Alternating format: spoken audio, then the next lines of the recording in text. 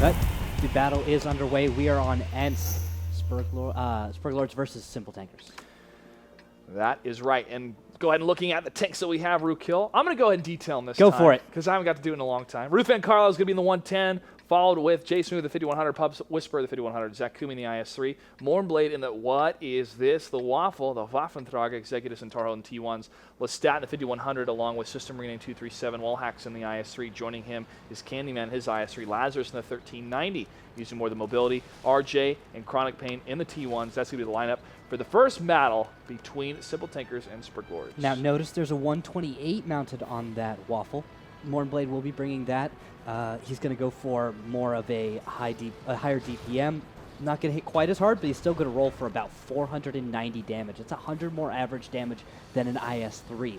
And remember, with a plus or minus 25% on every damage roll, you're actually going to see higher highs and lower, just a really wide range of potential damage out of there. It can hurt a lot, is what I'm saying. It definitely can. We saw that used on Ents. Was it on it? Yes, it was. The Waffentrag used last night. That was a 150 that we saw last time. And actually, we're going to see East movement. Pub Whisperer spotting. He takes a few hits down to 962. Lazarus has stopped out in the open, kind of on a really high ground. Oh, shot being fired from behind him, it looks like. Lestat may have, I don't know who fired into that. Maybe Candyman actually fired into that building trying to go through. I don't think he can puncture through it for some damage. But Pub Whisper in the 5100, he is going to be seen by Lazarus and unloaded upon. System Rename takes a lot of hits from the left, and this is going to be a sweeping motion down from the railroad tracks. Pub Whisper is able to escape. He is low on HP though, and he's going to try to focus on the IS-3s, but Wallhacks gets the hit. Zach Kumi is fired upon from Candyman, but it does not land, and Jay Smooth is coming around in the 663. Yep, and with that now we have Zakume, fires a shot, does not connect. We got a corner game going on as, wow, another shot, not able to connect with Lazarus. He backs off a little bit. Ooh, another shot. He's down to 336, being a little bit aggressive there with that 1390. And as T1s look like they're getting ready to engage, RJ has gone down, Chronic Pain still alive, Executive is very low, Tarho. And there is the Cat Pressure, Blue Base is under attack, but we have a screening, well, sorry, that is Red Base is under attack. We have a screen, though, set up by Zakume and Ruth and Carlisle. They could delay this long enough to make that cap work. And there's that screen. There's also another tank going down the center line on that railroad track. He does get one of the telephone poles down. That is seen by Lestat in the 5100. Candyman in the IS-3 pushes in and hits Zakumi to the side as Zakumi falls back. Lestat gives him the 1-2, hey, how you doing, punch, as Zakumi takes another hit from Wallhacks. Zakumi falling back. Ruth Van Carlisle has higher HP, though, and shots going into the Rumba. 2 hits. Ooh. And 3 hits. He's almost fallen down. They understand the potency of this tank, and they know they have to take it down. And even though it will cost them a little health, it's worth it taking down Mornblade in that tank. Now they can focus on Zakume, who's trying to back off as best he can. But 1 minute 27, 1:29 on caps as Zakume is taken down. Sperglord still has more tanks out on the field. J Smooth is low. So is Ruth Van Carlisle on the 110. Candyman knows this. He's going to push across the railroad tracks just a little bit to get Ruth Van Carlisle to fall back. Chronic Pain in the T1, though, is going to get cleaned up by J Smooth. J Smooth peeling away from that battle as the 110 falls back. He's going to try to go for the shot, it looks like. Shot fire, and it looks like it's a miss from against Chronic Pain. Chronic Pain, the T1, falling back. Lestat takes a hit to the front. Chronic Pain still staying away from the flat cap now. He gets tracked by J Smooth, and Lestat is going to be following Candyman now to the south. Yep, and in the south, we've got Lestat and Candyman just looking for that tank. Where's Ruth Van Carlisle? He's backing off. He's all the way in the south. He puts out a shot. Does it connect? Does not with Lazarus as Candyman is going to grab his attention. Lestat comes in on the side. He has rear shots on the 110. He zeros, fires, and now it should be over. Ruthven has nowhere to run, nowhere to hide. GG. And he gets the last shot. J Smooth is the last one left alive here. He is spotted by the T1. T1 loses sight of him, though, as but Lazarus. 1390 Lazarus in the south should, in a moment, be able to come up and support him. Lestat will have an alternate angle of fire. J Smooth is spotted. He is waiting. He gets spotted. Ooh, he's going to take some damage from Chronic Pain as his gun is not in the right direction. T1 Cunningham's with the 20 mil can pen a AMX 5100 in the back. And there, J Smooth is going to take him down. Go away, you little annoying T1. Ooh, shot onto J Smooth from Lazarus. Bounces. Oh, another doesn't connect. Laz is going to go down. And Lestat will have to finish off J Smooth. He misses. Guys, make your shots count. And there it goes. Lestat makes the count along with Candyman pushing in. That's going to be a victory for Sperglords against Simple Tankers. Bit of an upset, some say. So the Simple Tankers is the more established team, the top 4 team from the last 2 seasons. And Candyman in the IS-3 did a lot of damage, 9 for 10 hits with 2,355 damage dealt. And Wallhacks in his IS-3, 6 for 8 with Lestat 7 for 11 and Lazarus cleaning it up at 6 for 8. I feel Lazarus had a great position on the east side to stop what Simple Tankers was doing. Yeah, just really well played. Great. Candyman gets MVP. I mean, come on. Right there. 10. One of them didn't pen, but he hit all of his shots that needed to happen. Just better play by the Sperglords in this time. Simple Tankers has, I think, I don't, tell me if you agree, but do you think that Simple Tankers is bringing weird lineups that just aren't working? Yes. I mean, they keep bringing the Waffen Trigger. They brought 2 of them last time. Yeah. And they still won the series, but I feel they're trying to have more experience with something different with teams they feel very confident against. If it was Simple Tankers versus Fulcrum Gaming, they would not be bringing this type of lineup.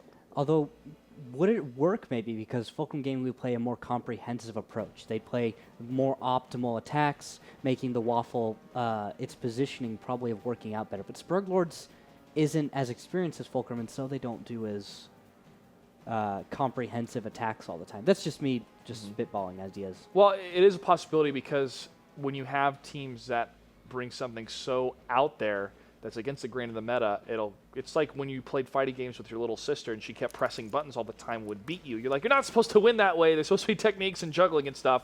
But it's kind of that you bring something completely different that the pattern or the style is not used to. However, look at what Fulcrum Gaming did with Top Tier. Top Tier bringing 3 T-32s, pushing across the railroad tracks. Fulcrum Gaming saw what they did against the opposite team beforehand, so they adapted like water, moving around their opponent, getting on the hills of the 1390s. What fighting games did you play with your little sister, Clutch? Killer Instinct. I played Powerpuff Girls fighting game on the Nintendo 64. That's right. Yeah. We got it for free. Yeah, and it was the only fighting game we had on it. It's frustrating because they just smashed buttons. She was really good at bubbles. Really? Yeah. I played the monkey. Cliff is going to be the next matchup. It's going to be the next map. And it looks like to the north will be... That's going to be the Sperglords. To the south is going to be Simple Tankers. Yep. And I don't see any Waffentragers being chosen right now, guys. So that might be an abandoned plan by the Simple Tankers. But that is one question I'd love to ask them when we do have another face-off with them, or even tonight on Skype. I'll ask them why they keep trying to bring that tank destroyer. It did work once, but the amount of times they've been losing specific battles with bringing, one time they brought 2. It was crazy. Yeah, I'm just, I think I accidentally got switched to the wrong team. Dang it. We're in battle now. Well, too late for that.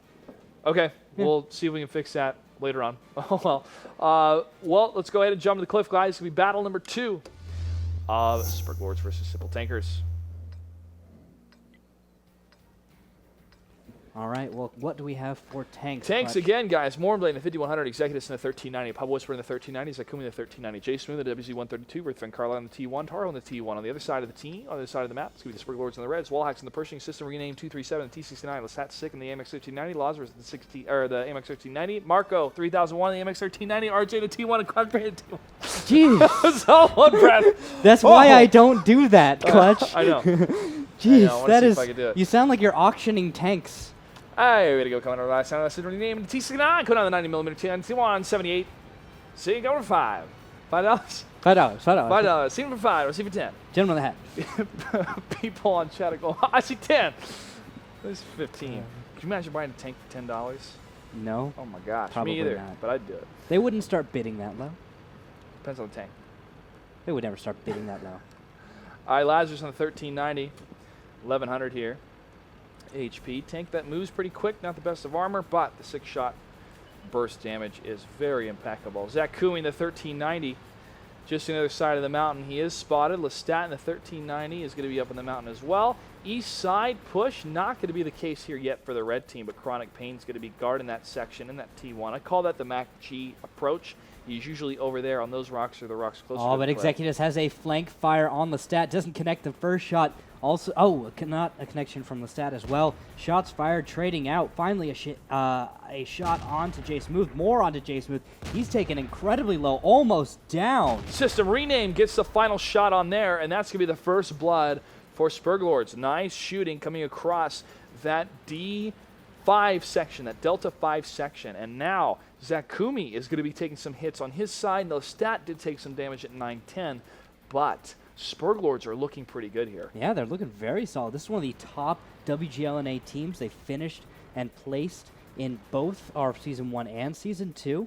So it's wow. I'm impressed by the performance of Sperglords. A little bit hesitant to say that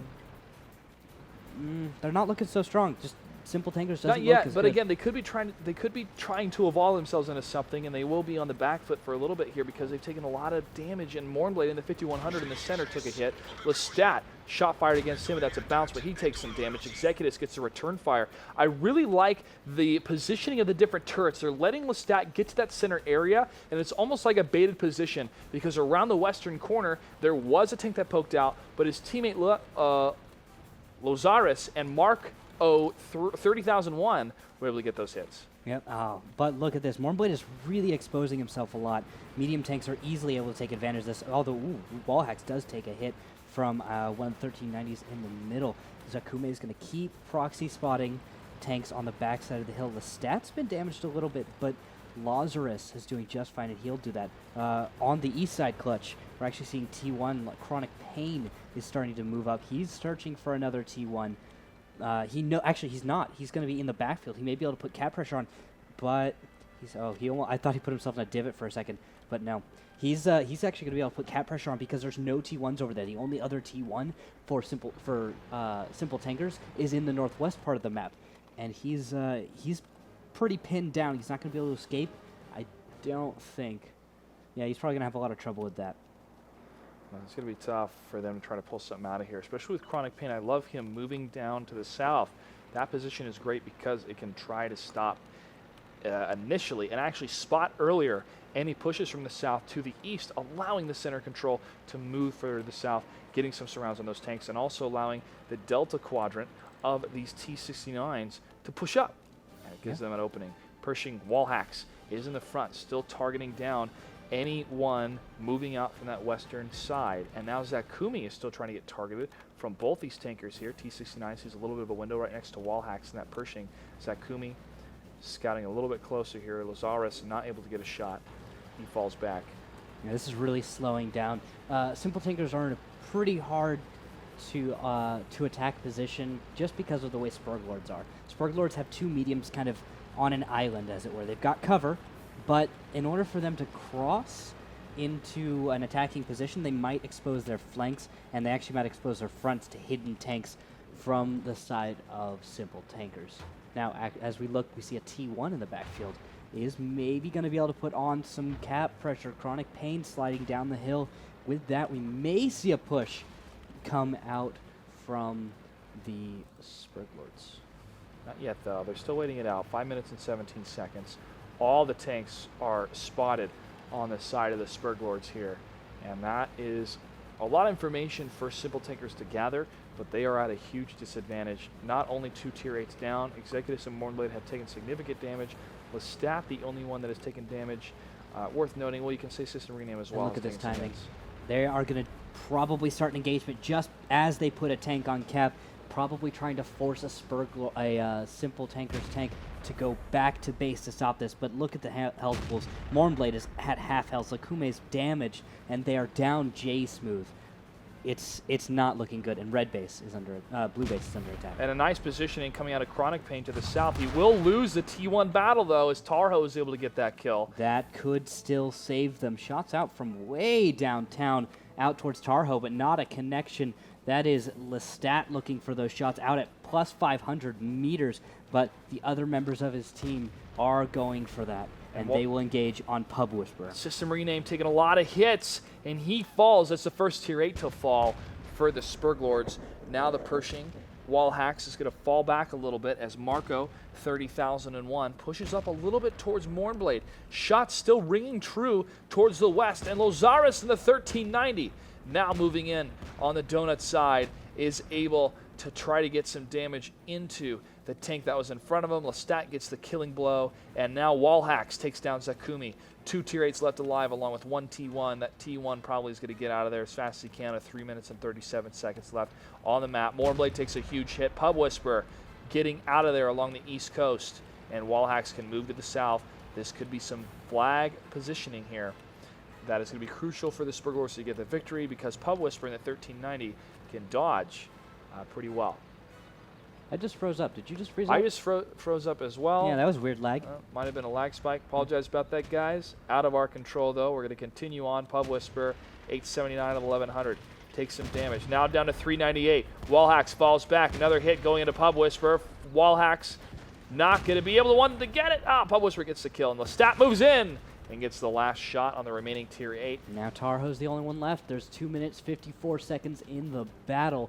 Following that, after they find him, finish him off, probably. I mean, where is he at? We don't know. We don't know yet. He's going to get spotted here in a second if he is to the south. If not, it's going to be a flag cap. But the 1T1 to the very north is coming down north to south on that western side. So they're going to see him here pretty soon. Unless he's trying to hide. Oh, there he is. And can he get the kill here? From far away, RJ starts to unload, and he's able to get the kill. And that's going to be a victory for the Sperglords, up 2-0 against Simple Tankers. Wow, really surprising. What is happening? Did not expect this out of Sperglords. They are playing out of their minds next to Simple Tankers, and really impressive. I want to take a look at the post-game stats. Sure. We've got Marco. Actually, great damage coming out of Pub Whisperer. He tried to carry as hard as he could, couldn't do it. J Smooth dying early on really hurt them. Just bringing WZ-132, it's not the smartest choice, I think, for this battle. But Marco did 2,000 damage, fired a lot of shells. I see this a lot. Sperglords is missing a lot of shells. And you see this, Wallhacks missed a lot. Laws missed a few shells when I was watching him out in the far west. Shots he should have landed. System rename doing okay. And Lestat firing shots all over the place. That's the thing I'm noticing about Sperglords. They're actually winning battles, but they're missing a lot of shots. Well, I don't know what's up the with results speak for themselves with the victories, and we're going to take a quick break. We're going to get to know Sperglords a little bit better. Stay tuned. The Gold League continues for World of Tanks after this. And there you have a little introduction about the Sperglords, in their own words, too. And appreciate them reaching out to me after I contacted them first, but they came back with a description about themselves, because we are all about showing the personality of the players, not only in the game, but outside of the game as well, because each of these guys are putting their heart and soul into World of Tanks to make it here for these teams. They want to go pro. They want to make that big esports money. That's right, man. And it's only getting bigger. And I was excited to hear that the summit went very well at WCG, and a lot of the esports teams from Wargaming from around the world got together and discussed where esports was, and continuing on into building one of the best leagues in the world. And I really appreciate the support, the organization, and putting the best foot forward production-wise, and also working with the players. And especially a huge thank you to Caleb Fox, who has helped make a lot of this possible. He's been there since pretty much the beginning. Yep. Like when I was doing tournaments really early on, we contacted Caleb, and he was working alone a lot of the time, unfortunately, because esports for World of Tanks was really new. And the esports branch of North America hadn't gotten all that big. Caleb was, for the longest time, running all of a mountain of tournaments all by himself with it's the good old days. The good old days. Well, he had Oscar with them, and now he got Oscar. He got Oscar, and now he's got Ute with him as well. They've got even more after that too. Yeah. They're really getting a pretty large little wing to themselves maybe someday. Well, it's good. It's good, and I really appreciate them being the leaders in the scene when it comes to the production value, and also the players themselves too. These wonderful personalities, and they have a great level of maturity in esports, and it's great to see them be in the spotlight. Let's go ahead and jump into game number 3 between Sperglords and Simple Tankers. Simple Tankers is down. Sperglords up 2-0. Map is on mines. And I'm going to go ahead and throw back to you, Randall, for the tanks. For the tanks, we have a Pershing T-69, 2 1390s, and J-Smooth and a WZ-132. On the other side, 2 T-32s, Candyman system rename, with Pershing 2 1390s. And everyone's got T-1s. T-1 Cunninghams abound. It's a T1 party. Yeah, all the time. And we're all invited. Yay. If I had a T1 party, I'd invite you, Luco. Sure. Yay. I want to call him Lazarus, but it's Lozaris. I call him Laws. Everyone calls him Laws for short. Lozenger. Throat lozenger? Yeah, sure. No, Lazarus. The 1390 getting really close to these rocks, not going for the overcommitment of the mines, but will he get shot at by these? Yeah, he's got to run away or else he's going to take an hit. early shot from J-Smooth. Big That's hit. why we bring the WZ-132. And Simple Tankers will have control of the mine of the hill. What are we going to see over for the blue team? Who's on the water side? That is Kill Panic at a T1 Cunningham. This is an interesting little spot. It's kind of raised up. He's got a nice tree to hide behind with a little bush there. Just really, really comfy spot right there. He's got a good view on the approach to his position, and he's got a place to fall back to. That's what's important. If he were further forward, there's a bush, center screen right over there. If he were to go to that bush, he can't retreat if the opponent makes an approach. If some opponent makes an approach on him where he is right now, he gets to back off around a corner. Support from downtown could come and help, and it works out. So this is a really solid position for a T1 Cunningham to passive spot. That's an important part. When you are passive spotting, you need a place to escape to. Else, you're really not optimally setting yourself up. Just like driving in the real world, guys. Know your exits. Exactly. Know your exits. Don't drive right next to somebody else. That's right. Watch your blind spot. I was on a date with a beautiful blonde named Emily when I was 16, and she was recently in a car accident, so she was a little bit nervous about being in a car, and somebody braked in front of me really, really hard, really fast, but I had enough distance between myself and him, and I knew where my exit was to the left. I was able to pull over, and there was no accident. Good for you, Clutch. That's right, man. I'm sure that date went fantastic. It went really well. Good. Really well. Pershing and the T-32 and the other T-32 hanging down to the side of the mountain. And we're going to check over where RJ is. He's on the T1 in the bush on the island, and he is not spotting anyone yet on the lighthouse. However, if he did try to cross the water, he could be spotted initially by that position of his counterpart on the opposite team. And now we're seeing a readjustment. Actually, Clutch, while you're on this T1, take a look at the bushes and this little area. This has been altered ever so slightly. There are now less bushes on this hill. So take a look. Not on my screen. Go back to that T1 Clutch is watching, right there. So we've got a T1 Cunningham, but we've only got really 2 bushes. It used to be a complete wall there.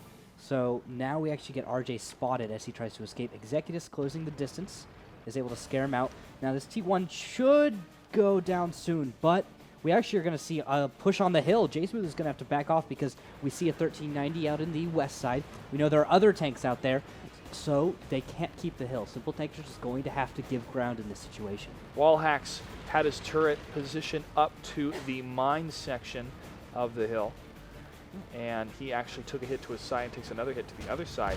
WZ-132 moves in. Candyman takes a couple hits here. Sperglords losing out on HP dramatically here. Now Wallhacks is tracked. They hesitated. They're really losing out in health because they hesitated. They saw an opponent on the hill. They had an opportunity. They could have kept going with a push, had an overmatch, but no. They stopped short, hesitated, and now they're taking damage from every angle. And that's not going to work out for them. I don't see them coming back from this. They've lost a mountain of hit points. They're down a T. They're actually T1s are even, but it's not looking good. Wallhat takes another hit down to 467 as Mornblade and the Pershing and Zakume close the distance. 1390s to the west, put pressure on them. You don't have hill control. You don't have anything in this situation. J-Smooth is going to get to hunt down T1 Cunninghams if he gets a chance, as they are in the backfield. They are in the backfield. The stat is way in the backfield. But who is that coming over to the top of the section? Top of the section? The top of the mound, the top of the hill. It's Lozaris in that 1390. Now, this is where it could get a little bit tight for Simple Tankers. If Lozaris is able to pull off 2 or 3 shots, he could bring down Pub Whisperer. He could lower Zakumi down enough to one of the T-32s could get a killing blow. But shots are going out on Lestat. He is taken down to 889. Zakume and Mournblade are just, they have better potency with their guns at range, and it looks like maybe is there some spotting in the backfield. Chronic Pain is spotted as Pub Whisperer is on the way. He will be able to take down this T1 Cunningham. Lazaris hesitating a little bit, not fully pushing in, but Pub Whisperer in his 1390 is pulling back here, and he does see Chronic Pain, I believe, in that T1, and he is firing against the house. Chronic Pain does fall. Pub Whisperer 472 to 1100. He's going to get into the mix to the north of the hill. Now, Executus is kind of cut off. Members of Simple Tankers are really in that northeast position right now. There's a T1 fight going on, and that 1390 is a little bit alone. Oh, that's not a T1 fight. That's Lazarus on Ruth and Carlisle, and he's able to take him down. But on the high ground is J Smooth, who should be able to punish this aggression. He's kind of hanging off the cliff. Shots lined up. There's a connection. You can hear that heat sizzle. And Lazarus is down to 499. It's a nice hit in the back of Lazarus. And now delicious bacon sound. I love the sound of heat. It sounds like sizzling bacon. Sounds like bacon.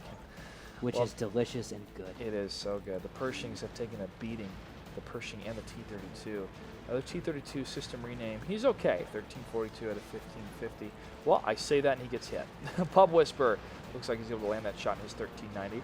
This is going to be a slow surround approach. J Smooth could either stay to the top. Yeah, I think it's just proxy spot. Yeah, try to find out where they're at. He probably won't join the fight unless he jumps from the top of the mountain onto one of these things. Oh, Pub Whisperer has made his way into the east, and he will spot out tanks under the hill. Candyman takes another hit, and he will go down to Executus, meaning Mournblade and Zakume will be moving in, tightening the noose on this position. Shots coming out from the backfield. The stat trying to do what he can, but it doesn't matter. There goes Wallhacks. Next will be Lazarus. He's down to 257. Shots from Mournblade will finish him off, and system rename will go down to a 1390. Pub Whisperer in seconds. He's down to 406, 128. Pub Whisperer probably going to line up. There he is. So last hit, Lestat in the 1390 up against Executus. Ooh, might win this battle, though, against this 1390. Lestat fires again, but it looks like that was a bounce. Executus one shot away, gets the final shot, and Simple Tankers puts a point on the board against Sperglords. Nice, really nice comeback. That looked a lot stronger. They brought a more comprehensive setup. The WZ-132 is, this is the map where a WZ-132 works. Yes. Mines is the map where I'm convinced a WZ-132 can work for you. You just have to play the hill and you have to play it right. You can't get over aggressive. You can't, and even when you're over aggressive with the 1390s, you can do some pile driving, ram right into them, stop the press. Simple Tankers had the map positioning in their favor, and that is where Sperglords started to fall apart, is they kept focusing on the center line aggression of the hill instead of trying to do a reset. Well, the thing is, they also didn't go forward. I said that in the middle of the battle. When they had the chance to take the hill, they saw 1390s were on the west in the water. They could have gone forward and killed Mournblade and a T-69, taking them down. Just, if they'd done that, I think they would have been in a good place, but they stalled. They stopped. They saw WZ-132 on the hill. They saw Pershing and T-69. They just stopped going forward, and 1390s got to put shots into their backs. Just mountains of shots, and you saw all that damage happen. Not good for Sperglords. Hesitation is why they lost this. They could have won it, but Simple Tankers just played a more comprehensive style, made the right moves. Speaking of good driving, too, hesitation is what happens when a lot of people get into accidents. Yeah, that's pretty much the reason I've seen most accidents. Somebody like starts turning or something, and they see somebody coming, and they hesitate, but they're halfway in the road now. Yeah. Good job, buddy. You stopped halfway in the road. Mostly in merging, too, is when most accidents happen.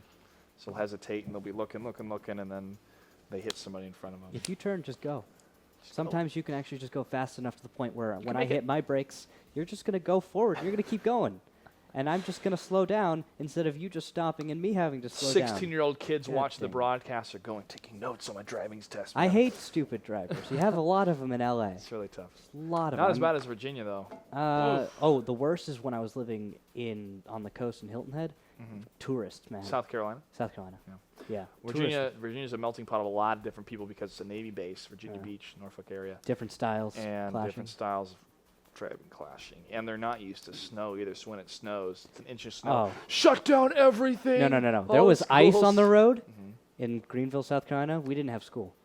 We didn't have anything. Yeah. Although, actually, there was one time there was ice. Everything would shut down. I was working at Chick-fil-A at the time, but we still went into work then.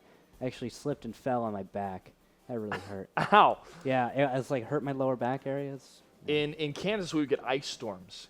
And the ice would be ice storms. What is an ice storm? It's where the sleet and slush and the snow and the wind fury combine to freeze everything in a quarter inch to an inch of ice or more. So the trees would be frozen. They would be completely covered in ice. And you go up to a tree and hold the branch, and it would snap easier because it was frozen compared to it being flowing kind of with water from the soil and stuff towards more frozen, bendable. yeah. It's just all frozen. It's kind of like Sub-Zero. It freezes somebody and you hit them, they shatter. That's what the trees were like. It was scary. I've never been in. It was amazing though. I've never been like snowboarding or skiing or anything. I've never been in heavy snow. I've seen some snow in my time. I really miss it. We live out here in the desert, Southern California. We don't get snow. I like it out here. I don't care how hot it gets. I just care how cold it gets. Right after I left South Korea, started snow. All right, guys. See what kind of play these guys are going to bring. Is it going to be comprehensive for Simple Tankers, or do they have something up their sleeve? Let's find out. Battle number 4: Sperglords versus Simple Tankers. What do we have for tanks? Looking at these tanks, we have Object 416 with 2 Pershings and 2 1390s for the side of Simple Tankers. For Sperglords, Pershing T69 and 3 1390s. That 416, we've been wanting to see it on this map, and we're finally going to see it. Let's see if they can employ it properly. Battle's going to start here to the north. It's going to be Sperglords in the red, and to the south in the blue. It will be Simple Tankers. Executive taking down the supplies. Maybe then he will go for a scout run, but I think that's a little wasteful. You need that early game scout run. I always love to see that from 1390s just cresting in the middle. I see Sperglords has a 1390 en route to the middle. He might light some stuff up. Could light it up, but I think this is going to be a north to south rather than an east and west, because that's where we're seeing the approach. Lozaris leading the charge. He's going to see that T1 from far away. He's not lit up, though. He does see the Pershing. Yes, Mornblade and the Pershing. Now this that is a dangerous combination. Now in the 416, though, he is being employed, I think, properly. We've got Pub Whisperer putting out shots onto wall hacks, but he's going to take fire from multiple tanks down to 634, 102 hit points. Mornblade's looking for it. Not going to be able to find that tank as he takes a hit. His gun is damaged, but it doesn't matter. You've got disgusting crew skills. He's got armor to 100%, and then a little bit more because of Brothers in Arms. So he is fine. Don't use your kit yet, Moonblade. It's going to be okay. Wall hacks take a lot of damage in that scenario. Yeah. And that's going to be a boost of confidence for Simple Tankers.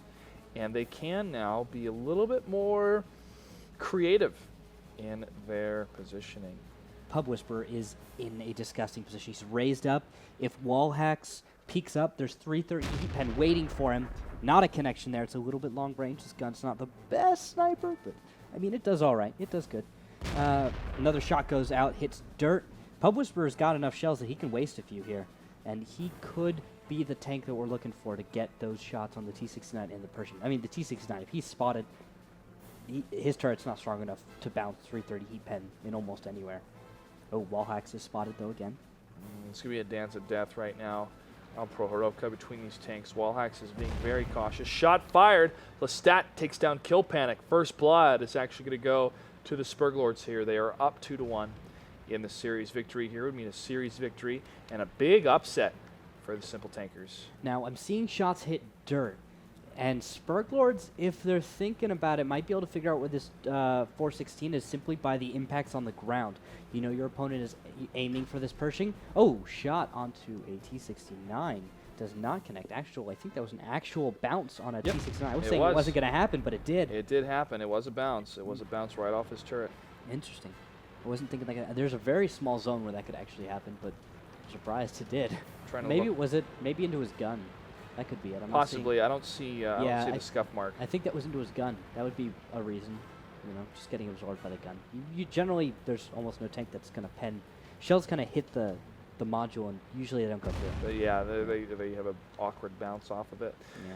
Wallhacks and Chronic Pain still dancing back and forth. Let's go ahead and check over where Lestat is. Over in the bush. Far away, you can see those Pershings, those 1390s. Zakumi takes a hit. From Marco, 30,001 in the east. He's at full health. Executus looks like he wants to go in and engage, but he must be... Oh, he takes a hit just before going dark. He does, trying to get out of there in time. Not in time, though. And now forward from Zakume and Mournblade onto wall hacks. They will finish him off, but they will pay as Zakume goes down. But now J-Smooth is in. He puts shots onto Chronic Pain. They're trying to focus him down. J-Smooth puts another one. But Mournblade is at 248, 63 hit points. He might get on first, and he will. Chronic Pain is still left alive for a little while. J-Smooth taking hits as Sperglords collapses on this position. J-Smooth needs to run as he finishes off that T-69. They've had an advantage, but now it's really evened up. Marco's taking hits, though, and he's from on Executus. fire. 71, 50, 34, 23, 17, 15. Wow. Oh, barely. He is barely alive. Charred. Well done, but not off the grill yet. And he's going to fall back to the north side of 15 HP. That is huge. Now, he was a crucial factor in that engagement because he came around to the side, unloading on those tanks, but J-Smooth is able to back up. And looking at the tanks still alive, this is still a bit of an advantage for the Sperglords with that 1T1 down, but they're tied up for the tier 8s being destroyed. Yeah. Now you have tanks moving up from Simple Tankers. 416 is spotted, takes a shot to the track, doesn't pen. Pub Whisper's juking, ducking, diving, dipping, dodging as best he can. But, yeah, he's not going to take hits. T1 is spotted. There goes Marco in the 1390. Pub Whisper's going to take down System Rename as Executus and J-Smooth close the distance. Looks like they're going to focus on Lazarus. He takes a hit from the 416. Executus is tracked in more shots into Laz. Down to 5, 312. He maybe get to escape here. It's going to be tough. Executives did miss a shot earlier on, and now Lestat covers it, and he misses another shot. 2 shots were missed from Executives and here. Pub Whisperer misses a shot onto Laz, down from about 300 meters away, not able to make the connection. Another shot fails to connect. 2 shots missed him just there. One went just over his right hemisphere, the turret, and the other one hits the cover just in time. He gets behind it. He's backing up through the houses. And it is now down 2 heavy tanks to 2 heavy tanks, 1 T1 heavy against tanks? another T1. Tier 8 or tanks, Tier 8 gosh. tanks, excuse me. Yeah. 2 Tier 8 tanks and 1 T1 still left alive. Wow, Simple Tankers, I think, really flubbed that attack. They had a lot of advantages there, but when they went over that hill, when they went just to where the left is, you see all these wrecks, they lost too much health. Sperglords was too prepared. They didn't create any distraction. They didn't bring a flank in. They sacked a T1 too early. And now you have a pretty even game. Now, you have an advantage with this 416. He's got some consistent fire, and if we can make an engagement happen at range, Simple Tankers, they've got to win. Sperglords, if they can close the distance, they can probably win in the brawl in this situation. But not enough spotting happening right now. The 1390, who is the main scout for Simple Tankers, is really a 2-shot away from death. The one tank that you need for your damage is not the best tank for scouting because it has great camo, but be a role reversal probably for these tanks. They're going to have to. But Sperglords, they've got a healthy scout. If they do this right, they make the right scouting runs with their healthy tank covered by their less healthy tank. Look at Lestat's position. He's now turning his turret over to where Executus just popped up for a second. Doesn't have a play to make, though, unless they push across towards RJ if they do spot him. But here's where the T1s are going to come into play. Ruthven Carlisle, it looks like he might get sacked to get spotting and then damage. So our Executus and Pub Whisperer in position. Pub Whisperer is getting into position. Ruthven Carlisle is slightly to his left. But there is RJ. He's taken down by Pub Whisperer. Now there's a T1 advantage. They can sack Ruthven Carlisle for spotting. Pub Whisperer leads the way with Executus covering him. Lestat is spotted. Shots into his side. Lestat down to 312. Pub Whisperer 247. We're going to trade out an 8 for an 8. Lestat at 72. Missed shots from Executus will allow him to live. And there, but Lazarus has shots on Executus. He's trained on that target. He gets the kill. It's a T1 versus a 1390. The T1 trying to get some damage against him. The Ruthven Carlisle gets closer. Lazarus 277 pulls up a little bit further up to the north. There's like this small chance in RNGesus that Simple Tankers... Ruthven Carlisle could actually do this. There's like this 1% chance, but the 1390 is going to be reloaded shortly, or he should just ram. He should set up really and ram. Unless Unless he misses. This is hilarious to see a 1390 a little bit scared. Oh, there he is. He's going for the ram. Ruthven Carlisle could try to dodge it, though. Oh, and he can't. Lazarus is able to close out the series. Sperglords wins 3-1 over the Simple Tankers. That is incredibly surprising right there. That is a huge upset, folks. Simple Tankers, again, top 4 team in Season 1 and Season 2. This is a team that has taken home cash money for their winnings, for their placement in the Gold League. And now they just got upset by a new team. Yeah, newcomers Sperglords actually really showing that they have some incredible fight in them. Mistakes, though, made by Simple Tankers. They are not on top of their game today. Well, I think they underestimated the Sperglords here. They're trying to bring the waffle, trying some other things, not comprehensive play. Very comprehensive on mines, like you called out. Yeah, it's good, but that was the only one where they really played very well and where I thought they were playing up to the level we expect. Everything else, Simple Tankers was making mistakes, and Sperglords wasn't making as many mistakes. They were playing much more comprehensively, much better. Now, here on Prohorovka, we actually saw a clutch situation where they failed to come through, performing not that well under pressure. It was difficult, too, to see executives miss so many shots. 8 were fired, 7 penetrated, or excuse me, 15 were fired, 7 penetrated, 8 direct hits. It's tough because a lot of them were very close, but tanks were either on the move or he anticipated them being on the move and they stopped and the shot flew over. That's rough. That is rough. That's really rough. Next match will be #RU versus the Cunninghams, though. 2 incredibly strong teams. Cunningham's actually lost. Was it yesterday? Yeah. Yes, it was yesterday. Against Simple Tankers. Yeah. That's incredible. #RU. Oh, no, it was River Blood. That's River Blood. it. Yeah. Why did I get them? They both have like red in there. It's okay, man. It's all right. Well, we're going to take our halftime break, guys, so go ahead and grab a snack when we come back. Just as Randall mentioned, it's #RU versus the Cunninghams for match number 4. And following that matchup, the final match of the night will be River of Blood versus the Cazadores. Stay tuned. The Gold League for Wargaming.net continues after this.